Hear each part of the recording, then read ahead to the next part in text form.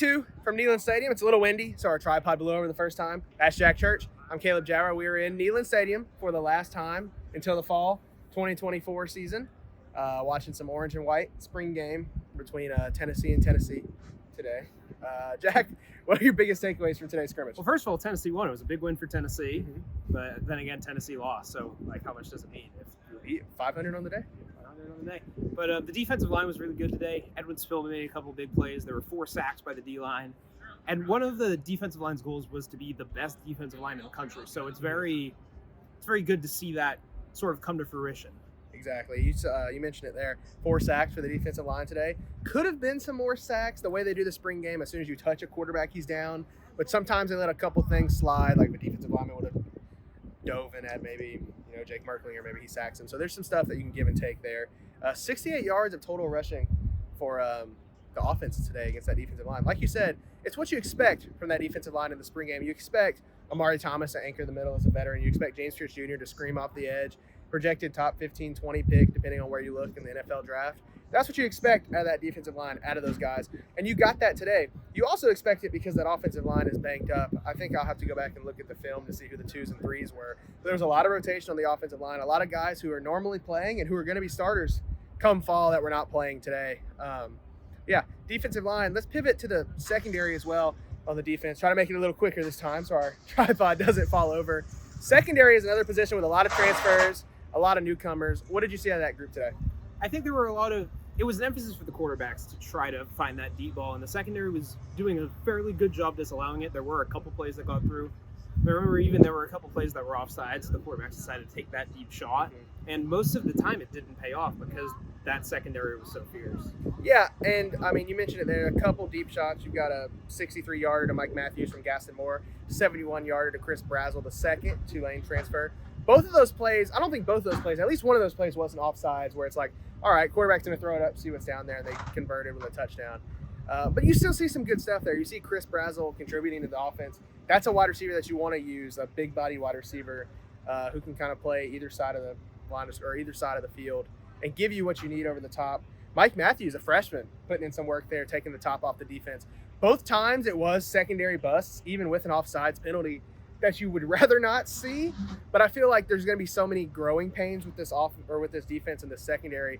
And once they finally get a core group ironed out, which I think is what Josh Heupel mentioned, once you get that core group of guys ironed out, then things become a lot easier to scheme a defense, to kind of get everybody in position. And like I said, there's a lot of newcomers on that secondary. I don't know how much you take out of this spring game for that secondary. I think there's a lot of moving parts there and a lot of decision making that has to be made. But I wonder how much weight you put on that, Jack. I think you have the benefit of time if you're the Tennessee coaching staff here. You have fall camp. You even have that first game against Chattanooga where there's not that significant risk. Now, when you do go into that week 2 game in Charlotte against NC State, you want to have that ironed out. But coming out of spring practice, coming out of this game in April, I don't think it's a super big concern that you don't have that sort of set group. Yeah. Let's pivot to the guys who were giving the secondary trouble, that quarterback room. Saw 4 guys rotate in. Navy Schuler didn't play until obviously the end of the game. But the first 3 guys you saw Jake Merklinger, 106 yards through the air with that 71-yard touchdown to Chris Brazzell, like we mentioned. Also 42 yards on the ground. Got a big first down going that way on the field, and the next play ran it in. And that's also, like we mentioned, significant because quarterbacks are non-contact. So if anybody would have touched him, he would have been down, and he still managed to run for a first down and run for a touchdown. Looking at Gaston Moore, 184 yards, 14 of 20. He had that 63-yard throw to Mike Matthews, like we mentioned. Nico kind of quieter today, 96 yards through the air. But Heupel didn't seem concerned about Nico's stats today. And it's because Nico's shown that he can play in that Citrus Bowl game, coming down the stretch, coming in a couple times. He's shown that he can do it during the regular season, whereas Gaston Moore hasn't had the opportunity to do that. Merklinger, obviously, coming in as a true freshman. So given that experience, I think there's less of a concern with Nico compared to Gaston Moore, where it's very impressive what he did, Merklinger, where it's very impressive as well. And I think you're content with what Gaston Moore gives you. Obviously, he was in Heupel's system at UCF, followed Heupel to Tennessee. He's going to give you a consistent quarterback 2 option. Can he go and win you games? Probably not. But he can give you kind of that steady baseline of what you need if something were to happen to Nico Iamaleava earlier in the season.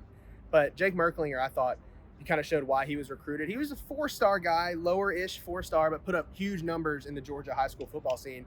He showed why he was recruited by Tennessee and why he can be a threat. Obviously, good instincts running the ball. You don't see a lot of freshmen who are ready to just take off running in a spring game. And also through the air. Some of his, obviously, Heupel mentioned it as well. He wasn't pleased with the quarterbacks missing high over the middle of the field, which Merklinger was suspect too often.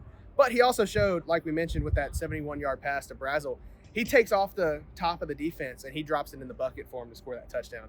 What did you think about his play overall, and where do you think maybe the next step is for him in his offense? I thought it was very impressive, kind of the way he was able to manage the defensive line that played so well. There were a couple times where the rush affected him, but by and large, he was doing very well, found those run seams with that first down and touchdown.